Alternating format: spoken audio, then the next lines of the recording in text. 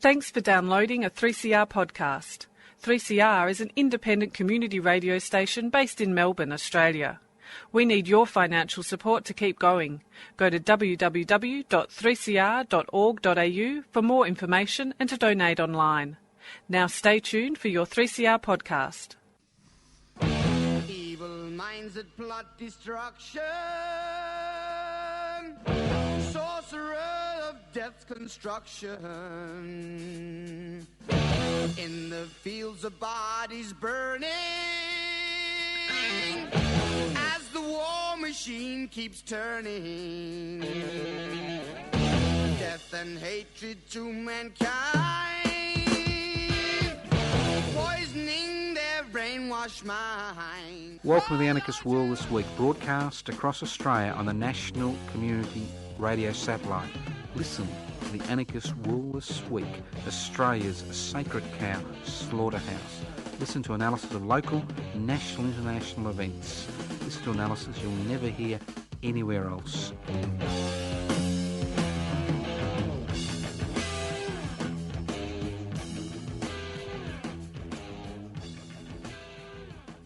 Welcome to the Anarchist World this week, broadcast across Australia on the Community Radio Network. My name's Joseph Toscano, hosting today's program. If you don't like it, get off the line. If you like it, keep listening. If you're not sure, keep listening. You never know, you may learn something. Yes, debates. Now look, I don't particularly care who's the President of the United States of America. I know you may find that, horrible, horrific. But I can understand the dilemma the American people are facing currently. But I was interested in one little concept regarding the debate, which I didn't watch. And that was the business of fact-checking facts and checking facts. And I thought, interesting concept. It's been around for a few years, but I thought I'd look at that today. Now, if you wonder what anarchy is all about, yes, it is about checking facts. An anarchist society is a voluntary, non-hierarchical society based on the creation of political and social structures which are based on equal decision-making power that's direct democracy. It's a society where wealth is held in common and used for the common good. And why are those two principles central to the anarchist, initiative? Very simple. An anarchist society is a society without rulers. How do you create a society without rulers? You devolve power, your whole wealth in common. You got a better viewpoint? Let me know. 0439 395 489.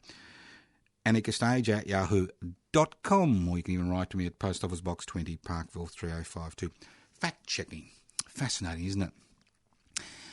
Now, I understand that Mr. Trump, or President Apparent Mr. Trump, found himself in a little bit of debate. He found himself in a little bit of trouble during the debate yesterday because there are all these noxious people checking the facts.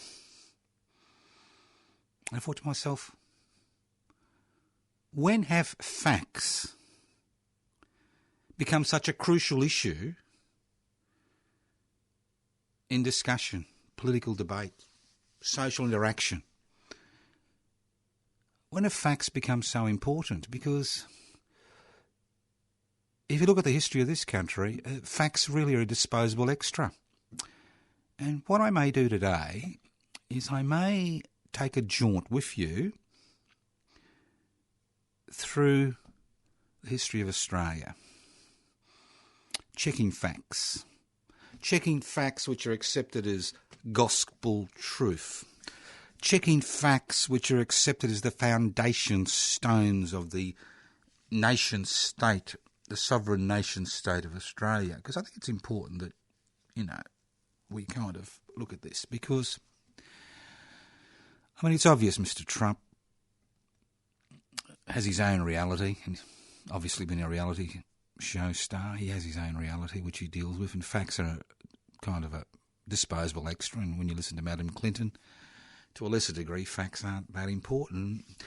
And we need to understand that facts really have minimal impact on political decisions, political discourse, and what's actually happening in society today. So let's start off with a potted factual history of Australia from, 40,000 years ago to 2016. September 2016. Let's begin at the beginning. And I'm not talking about the Bible, that's only 7,000 years old. Well, creation story. I'm not talking about the creation story. Now,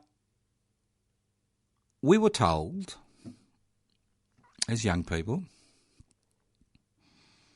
that the basis on which this country was settled, the key word is settled, not invaded, settled, was terra nullius. That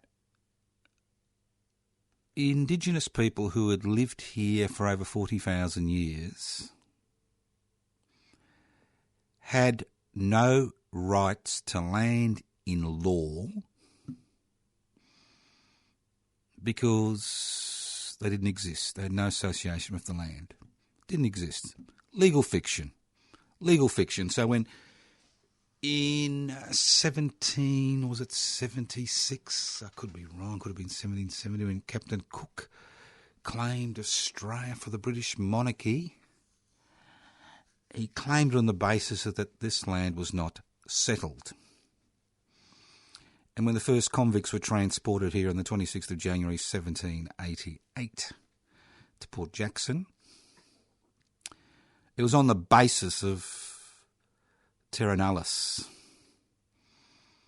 And for over 200 years, this legal fiction of terra nullius, the land of no one, the land that belonged to no one, this legal fiction was part and parcel of our history, our story.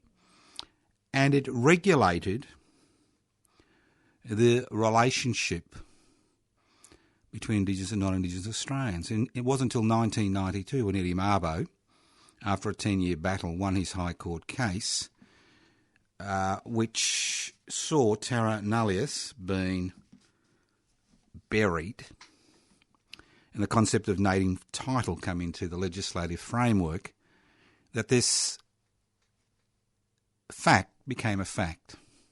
It's the first one. The second fact.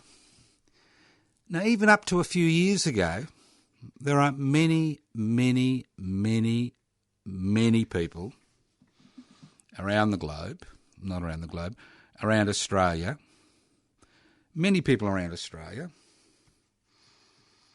who believed, there are many people who believed that this country was settled peacefully, that consent was obtained, that this country was settled peacefully. Okay? Well, obviously the facts are different. The facts are, and again, I'm sure there's very few people in 2016 would disagree with that, we're actually based on a brutal, bloody, invasive process which took over 120 years to pacify and colonise Australia. Very simple. They're the facts. But again, these are not seen. These were never part and parcel of our historical record. Because if you acknowledge this fact, that the traditional owners were dispossessed violently and illegally, then the question of compensation comes into play. So again, you don't worry about it. It's, we didn't worry about it as a society. Let's move on. We're told that Australian settlement was a reasonably polite type of situation. The convicts who were sent across here basically got on with it. Now, in the early days, in the first 40 to 50 years of colonisation, convicts were basically nothing more than cheap labour. As long as they were fed,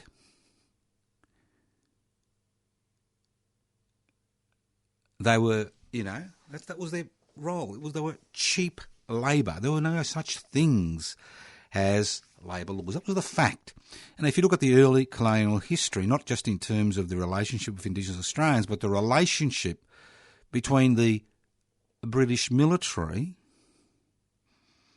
and convicts who were sent here from all corners of the British colonies, the treatment that was meted out to a significant number of them was brutal and harsh. And people had no rights. None whatsoever. The first strike that was organised in 1825 by ticket-to-leave men, who were basically convicts who've been, released into the general community to be used as, a free labour, was brutally put down, and the person who organised the dispute received 500 lashes and died as a result of that beating. Legal beating, obviously. Then as we move on, we see this struggle, this continuing struggle that occurred in the society between those who exercised power and those who had no power. And as we saw wave upon wave of immigration, we saw that struggle intensify. And it intensified to such a degree, there was a huge series of strikes across the colonies in the 1890s, which resulted they occurred because of the collapse of the economy, and we saw tens of thousands of people dispossessed. Fact. Now, it wasn't until people began to organise themselves into workplace organisations, which were based on trade in this country, not side of work, but trade, and community organisations, many of them with a radical bent, like the Melbourne Anarchist Club, which was formed on the 1st of May 1886, that we actually saw agitation occur, which resulted in the creation not just of the Australian Labor Party in all the states and then federally, but which resulted in the improvement of the conditions of many working men and women in this country, who enjoyed no rights, no conditions to speak of, no social security system, no social security net. And it wasn't until that wave of strike in the 1890s, when the threat of revolution was actually on the cards, with armed strikers, taking a position against the authorities, that things began to change for ordinary people. So it was the direct action and political action through the newly formed Australian Labor Party, which led to a series of legislative initiatives which set the basis for the creation of a society where the welfare of the individual was no longer the primary responsibility of that individual, but the welfare of the individual also became the responsibility of the community and the state. And it's a fact that it was that radical agitation, those strikes, those occupations, those mass protests, which led to a change in the character of this country as it moved towards federation in the 1890s. And if it wasn't for that agitation, those changes which occurred would have never occurred, never have occurred in the history of this country. And it's a fact, but it's a fact you never hear about. You never hear or see or read, in the majority of cases, how important this agitation was in creating this new community. Fact. Let's move on. Federation. Fact. Let's move on. The first Labor government, federal government, minority government for about 2 or 3 months. And then there was another Labor government. And it's a fact that at that particular point in time, the Labor Party was not the alternative Liberal Party. It hadn't taken on the stripes of the ruling class.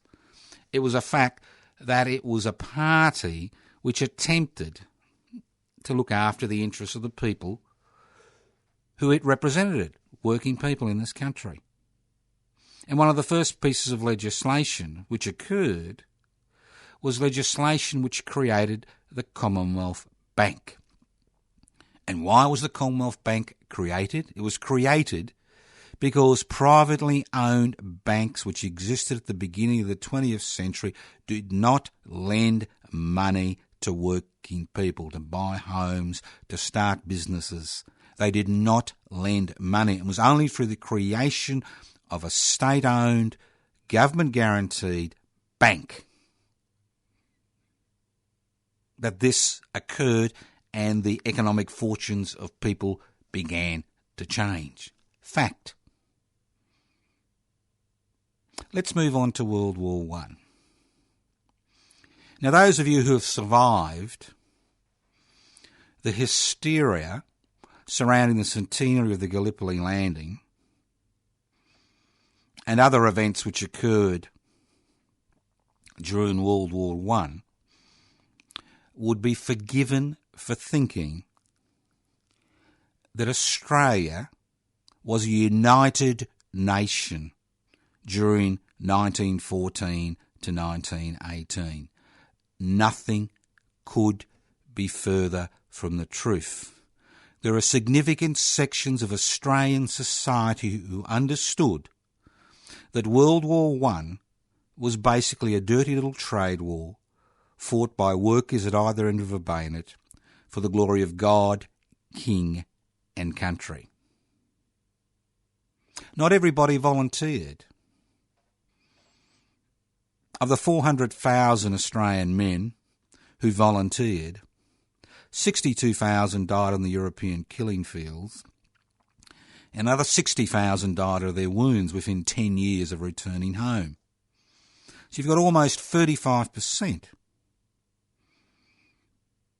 of these young men who volunteered, who thought they were doing the right thing, who were slaughtered for nothing. And let's not forget, there were other heroes and heroines during this campaign. And these were the men and women in Australian society who fought tooth and nail to ensure that the plebiscites which were held on the 28th of October 1916 and the 20th of December 1917 defeated the introduction of conscription. Conscription was introduced in New Zealand, conscription was introduced in Great Britain, conscription was introduced in Germany and in Austria and in Turkey. And we can actually see the death rate in terms of per head of the population was much higher in these countries where conscription was introduced and men and women were sacrificed on the European killing fields as cannon fodder, sent across no man's land to battle machine gun nests. Just extraordinary. An extraordinary situation. So this fact that Australians fought and defeated introduction of conscription in this country has been written out of the Australian historical record. Another fact that's been written out of the Australian historical record. And on the 28th of October this year, and I'll talk about it more next week or the week after, we will be marking the 100th anniversary of that first plebiscite, which was held on the 28th of October 1916. Another unpalatable fact. Let's move on. Let's move into the late 20th century. We're told consistently, every day, that the Whitlam Labor-led government was the worst government in the history of the Australian history, post-colonial history. Worst in the world. Worst. Scum. Filth. Economic, incompetence. Now, I lived through that period, and I was a young person during that period. And although I'm not a great, believer in parliamentary democracy, I do give credit where credit is due. Because those of you who have wasted your time watching Howard talk about Menzies on the government guild at ABC over the past few weeks, which I couldn't be bothered doing, may have forgotten that this country was ossified during that era. And the election of the Whitlam-led Labor government led to more reforms in 4.5 years than we have seen in the history of this country. Introduction of legal aid. The introduction, and again when we come to legal aid, just to take a bit of credit, the Anarchist Free Store in Smith Street, Collingwood in Melbourne, was the first organisation which introduced free legal aid in this country. And its example acted as a impetus for the government of the day to actually introduce the concept of legal aid, which is a simple concept of giving, people at least some chance in the courts. No-fault divorce was introduced. Single parents' benefits for young mothers who had to relinquish their children before then because they had no financial support from the government of the day. The introduction of Medibank, as it was called then, which was then turned into Medicare. The introduction of community radio in this country. And you are listening to community radio as a direct consequence of that decision which was made in 1973 to break the power the corporate-owned media had on the dissemination of information in this country. Fact. And I could go on and on and on. Fact, fact, fact. Facts that are not acknowledged, let alone celebrated. You're listening to The Anarchist World this week, broadcast across Australia on the Community Radio Network. My name's Joseph Scott. I'm hosting today's program.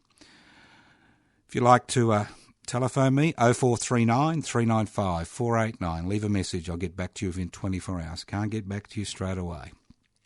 You can write to me at Post Office Box 20, Parkville 3052. Email me at anarchistage@yahoo.com. The Anarchist World this week is broadcast across Australia via the Community Radio Network. The program is podcast. You can access the podcast by going to 3cr.org.au. Now, I don't want to sound like a broken record, and I just want to spend 2 minutes. Now, we are inundated on a daily basis with information that there is never enough resources for social security, public education, public health, public infrastructure, and the list goes on and on and on. Obviously, I agree. There will never be enough resources to look after the needs of us as a people if a significant section of the population, both the 15% who are part of the investment class, who've got negatively geared properties and stock market purchases, and the corporate sector, pay voluntary taxation. There will never be enough resources. Now, I speak about this every week. These are facts. And if you want to change that equation, it's not a matter of begging and beseeching to government of the day. It's a matter of taking direct action to ensure, like they did in the 1890s, to ensure that the mindset of the nation changes. Fact. Let's get back to the facts. Let's get back to a few things that we hear every day, because I think it's important that we look at what we're told. We are constantly told we live in the lucky country, that we live in an egalitarian community. Now, a few unpalatable facts. Between the era of the dismissal of the Labor government in 1975 and 2016, for every dollar an investor invests, 1/3, 33.3 cents, goes to those people who provide the labour to create that profit, and 66.66% goes to those who invest that dollar. That is what we see in 2016. Fact. In 1975, for every dollar that was invested, 66.66 cents of that dollar went to those people who provided the labour to create that profit, and 33.3%, or 33.3 cents in that dollar, went to those who invested that money. Fact. So in the space of 40 years, during the globalisation, privatisation, deregulation and corporatisation revolution that we've experienced in this country, which has been supported by the major political parties, both the Liberal National Party and the Alternative Liberal Party, masquerading as the Australian Labor Party, it's a fact. Things have changed radically. We have gone through a revolution. It looks like a bloodless revolution initially, but in terms of the cost to the individual and the community, it's been horrendous. And we see that every day in the debate that goes on about the fact that we need to make savings as far as social security benefits is concerned. Now, I received a little statement from the tax department recently which tells me, so much. And I looked at the statement, I'm just digressing for a minute, and it said welfare, not social security, welfare. As if a social security benefit is somehow something you should be ashamed of. Just extraordinary. But going back to these facts. In 2016, 1% of Australians own 40% of the wealth, and 40% of Australians own 1% of the wealth. Fact. So, how can anybody say, with a straight face, and these lies, these omissions make Trump's look, minimal, that we live in an egalitarian community? We don't live in an egalitarian community. We have never lived in an egalitarian community. The most egalitarian period in our history was, from the 1960s and 1970s. And that occurred for one very good reason, because of the strength of the trade union movement. And that's why 66.6% of profits went into the pockets of the workers and 33.3% of profits went into the pockets of investors, while in 2016 it's diametrically opposed. Fact.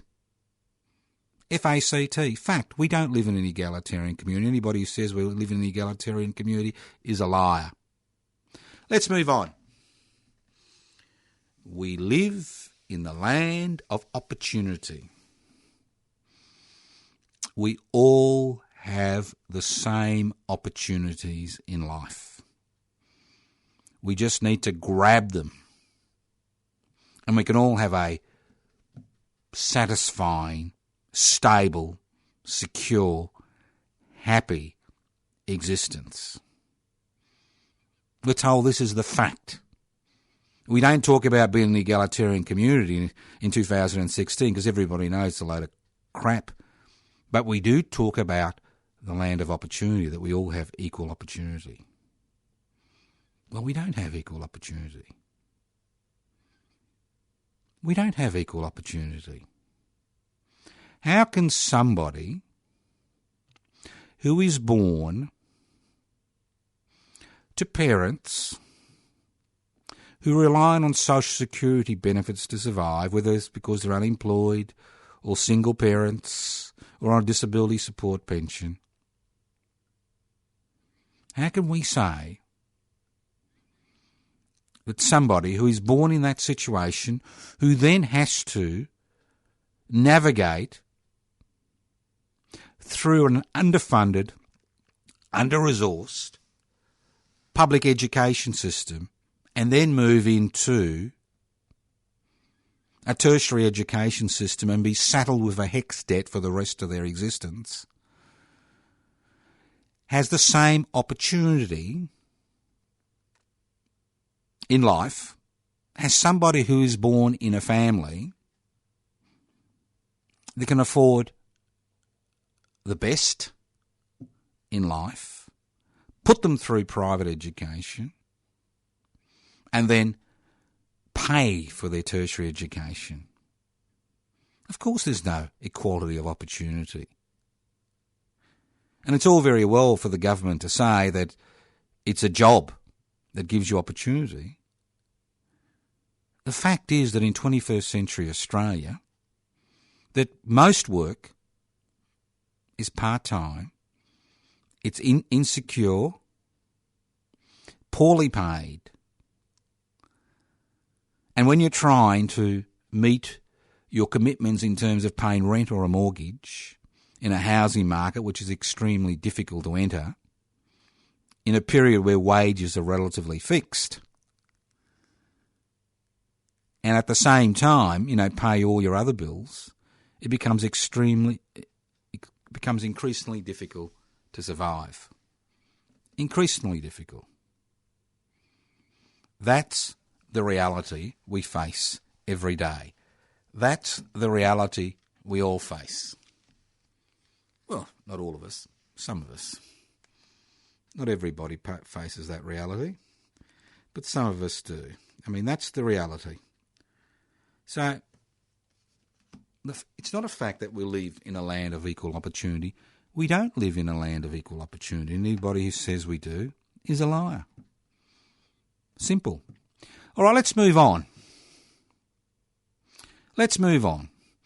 Now, I see our political leaders, especially our conservative political leaders and our conservative political representatives, froth at the mouth. Froth at the mouth when we hear that the Chinese Communist Party is oppressing workers and is denying workers the right to form trade unions and collectively bargain.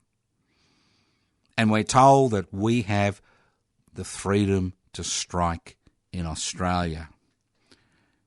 And my eyes glaze over. The freedom to strike? We may have had the freedom to strike in the 1960s and 1970s because of a concerted trade union, a strong trade union movement.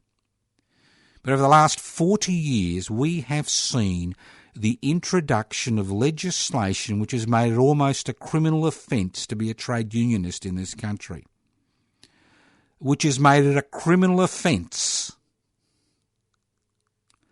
to withdraw your labour outside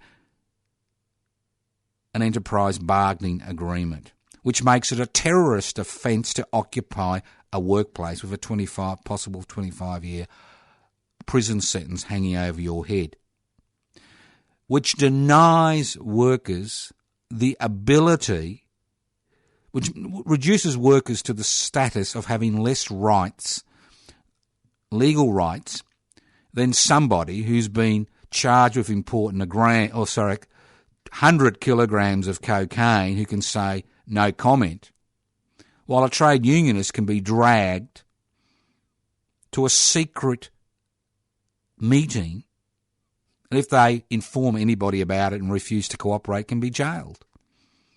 There is no right to withdraw your labour in this country. There is no right to strike. Fact. F-A-C-T. Then we're told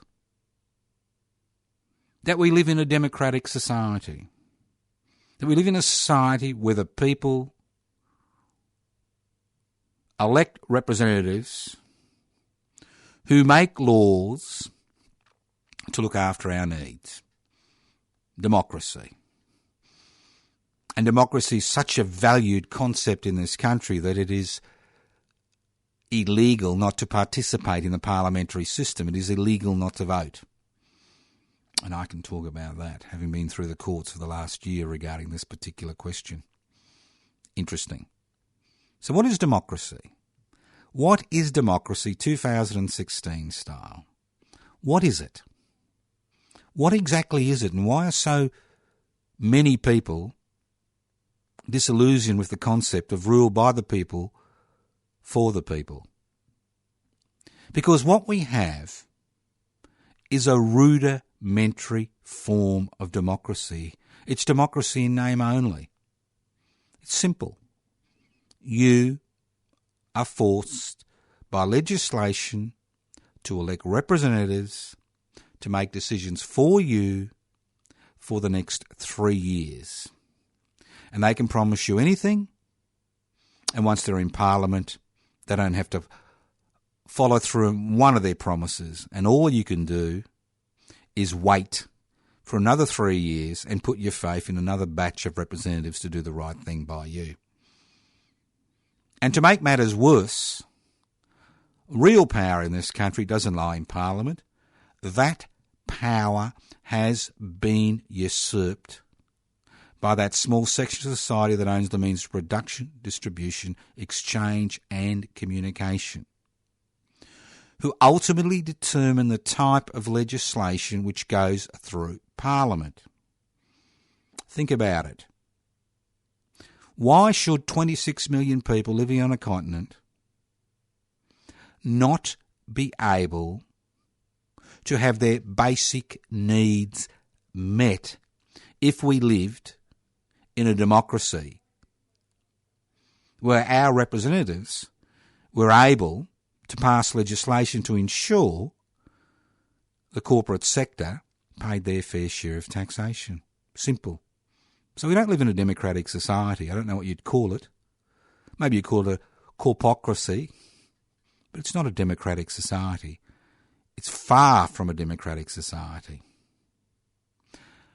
Then we're told we have a free media. Now, when I look around and I look at the media in this country, and I look around and I see, what do I see? I see a corporate-owned media whose primary responsibility is to make a profit for their major shareholders. And I see a government-gelded ABC that has been leaned on by successive governments to ensure only certain viewpoints are ever put forward.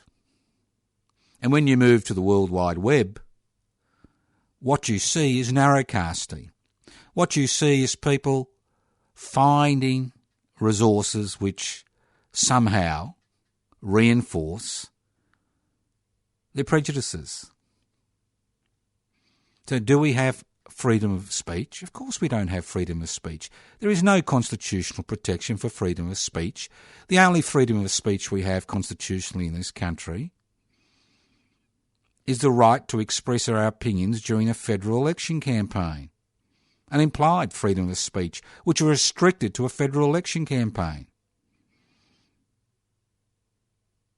And then we're told that we have constitutional protections in this country, that we are protected by the Constitution, that we are protected from the arbitrary exercise of state power by the Constitution.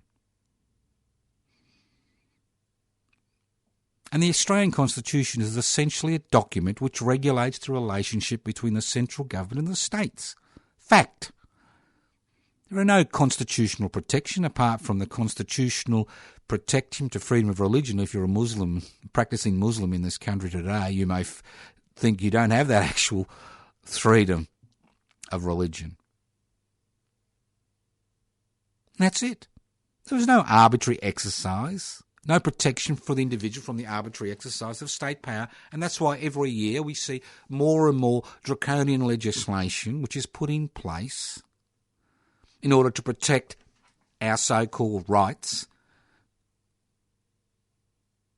There's no constitutional protection of the individual from the state.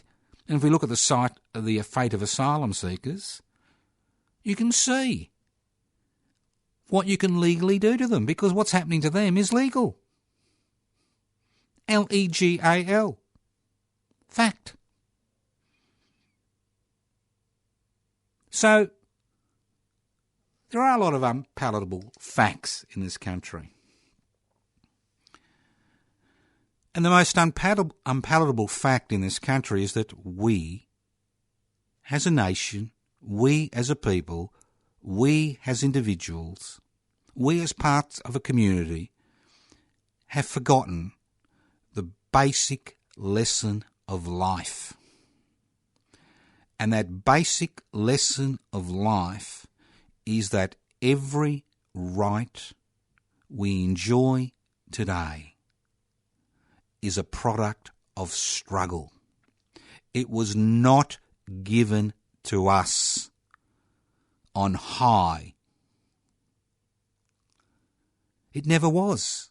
And what we've seen over the last 40 years during the deregulation, privatisation, corporatisation and globalisation revolution, which is coming to a screeching halt as we speak, is the reversal of that concept, the reversal of the gains which were made through a century of struggle, where we see those who earn the most pay the least, and those who earn the least pay the greatest sacrifice, not just in terms of financial terms, but in terms of their future, in terms of their options. And let's not forget that 33% of Australians rely on social security benefits to survive, and in most cases it's less than $400 a week, which is below the poverty line. And let's not forget that it's pay-as-you-earn taxpayers, the mugs in the society, who form the backbone of the taxation system. Every 70 cents for every dollar which is spent on social security benefits, defence, to keep the parliament running, comes from pay-as-you-earn taxpayers, not the corporate sector who pay voluntary taxation in this country.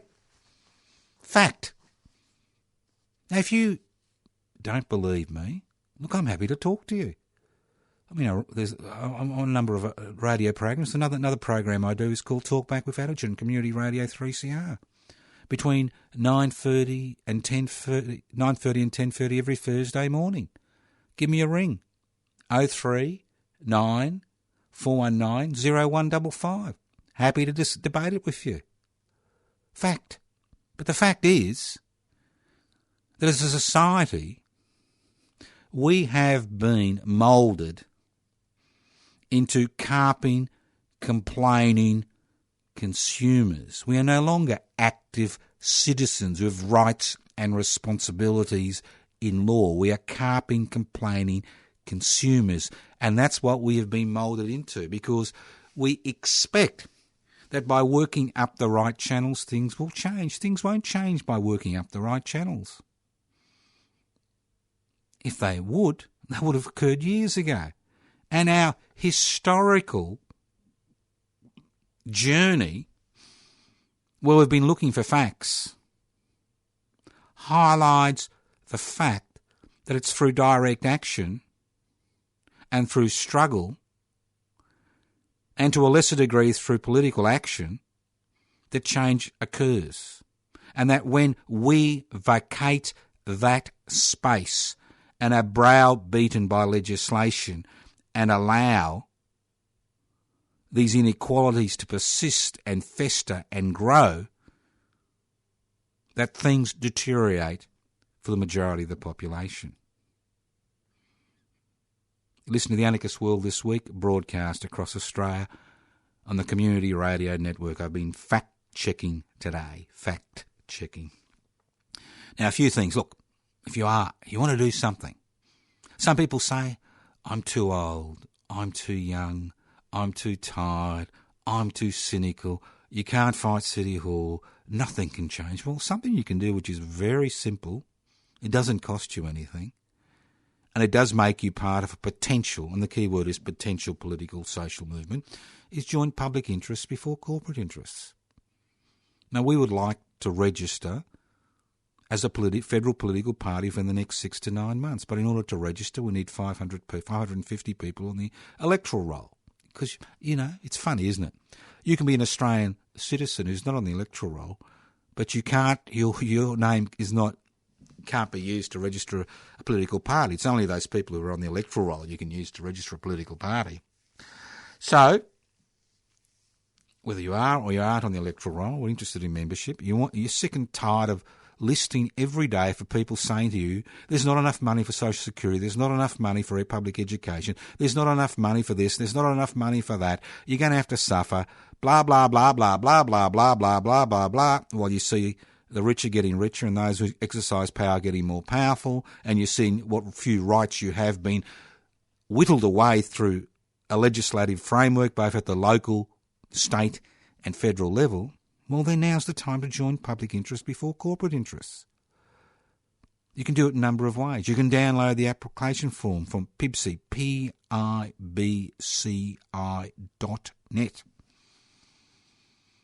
You can hold a public meeting in your neck of the woods and we'll help you organise a public meeting in your neck of the woods for public interest before corporate interests. You can ring me on 0439 395 489. You can go to the Facebook page, Public Interest Before Corporate Interest. You can go to our website, PIBCI.net, and download the application form. The list goes on and on. There are options. It doesn't cost anything. It doesn't even require any sweat or even any particular courage. Join us. Think about it. Now, this Sunday, the 2nd of October, the Frankston Hastings branch of Public Interest Before Corporate Interests has organised a public meeting regarding public education, the privatisation of public education, and Dr. Jean Ely will be the guest speaker. Dr. Ely is one of the foundation members of the Defence of Government Schools in 1964, which is an organisation which for years, decades, has been fighting for public education. So Public Interest Before Corporate Interest has organised a public meeting between 1 p.m. and 4 p.m, Sunday the 2nd of October, at the Seaford Community Centre. That's Seaford in Melbourne, Seaford Community Centre, Station Street in Seaford. It's only about 50 metres from the railway station, so there is public transport available. If you don't have access to private transport, public transport is available. So I encourage you to go. If you are interested in those ideas, if you're interested in public interest before corporate interests. Now, on the same day, the 2nd of October, I'm hosting a meeting in Ballarat in Victoria for candidates who are standing in the Ballarat City Council elections, and I think about 16 have agreed to participate to date, on 3 questions. 1, flying the Eureka flag on the main flagpole over the Ballarat City Hall. Never occurred in the 161-year history of the Eureka Rebellion. 2, declaring a public holiday in the Ballarat region on Eureka Day, the 3rd of December, to highlight the importance of the Eureka Rebellion to the rest of Australia. And 3, agitating via the federal government to recognise the Eureka flag as an official Australian flag. 3 concepts I'll be speaking about. So if you're in the region, if you're interested in coming along, you don't need to ring anybody. You just turn up. 11 a.m. start, 1 p.m. finish, tea and coffee available at Ballarat Trades Hall, the second oldest trades hall in the world, at 24 Camp Street in Ballarat, behind the Ballarat Art Gallery. So it's right in the centre of Ballarat, 24 Camp Street, 11 a.m. to 1 p.m.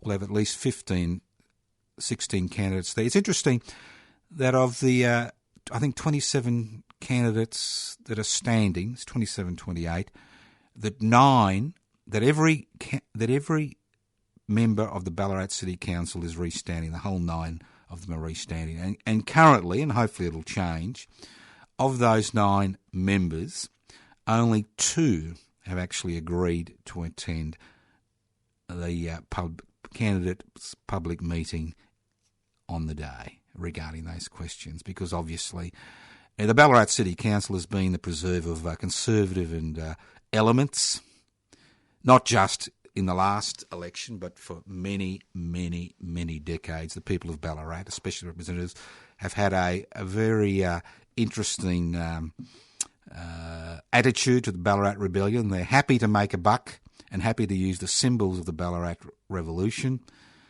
but refuse to honour the men and women who paid the ultimate price. So you've got 2 functions you can attend on the day. Simple. That's you can attend the function I'm hosting in Ballarat on Sunday the 2nd of October, 11 a.m. to 1 p.m. It's been hosted by the Reclaim the Radical Spirit of the Eureka Rebellion Celebrations Committee, where the candidates will have 3 to 4 minutes each, I think about 4 minutes at this stage each, to talk about their opinion on these issues. And if you want to follow up these issues, you can follow them by going to the website anarchistmedia.org, or you can actually go to my Facebook page, Toscano, the number 4, the public. Toscano for the public, not FOR, number 4. You can go to that website. You can see the debate that's occurring on that Facebook page and come along. But if you're not near Ballarat, you still have another function you can attend. That's the public education meeting organised by the Frankston Hastings Pipsey branch, Public Interest Before Corporate Interests, which is the guest speaker is Dr. Jean Ely, who's a foundation member of the Defence of Government Schools organisation. It's been organised. It will be held between 1 p.m. and 4 p.m. Sunday the 2nd of October at the Seaford Community Centre, which is in Station Street, Seaford in Melbourne. It's less than about 50 metres from the Seaford railway station, so there is public transport, which runs pretty regularly on Sunday afternoon, so come along. You've been listening to The Anarchist World this week, broadcast across Australian Community Radio satellite. We've been doing a fact checks. I didn't watch the debate in America, but I was interested in the concept of checking facts, and we thought we'd check a few facts for you today regarding the Australian dream. And sometimes dreams turn into nightmares, and then nightmares turn into dreams, but again, it takes a bit of conscious action. You can ring me on 0439 395 489. You can write to me at Post Office Box 20, Parkville 3052. You can email me at anarchistage@yahoo.com. You can download the application form for public interest before corporate interest from pibci.net.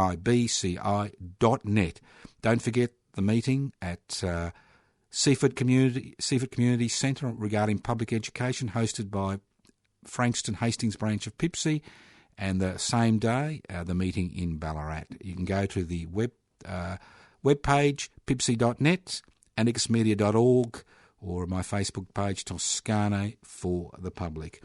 The program is podcast. You can access the podcast by going to 3cr.org.au. Again, please listen in next week, but I think the important thing to remember is that without your active support, nothing changes. We do need a bit of support. If you can't do anything else, send us $1 stamps. We seriously, it's short of $1 stamps. We need to do a few mass mail-outs. Yes, many of our people do not use the net. So if you've got any dollar stamps, send them to Post Office Box 20, Parkville 3052.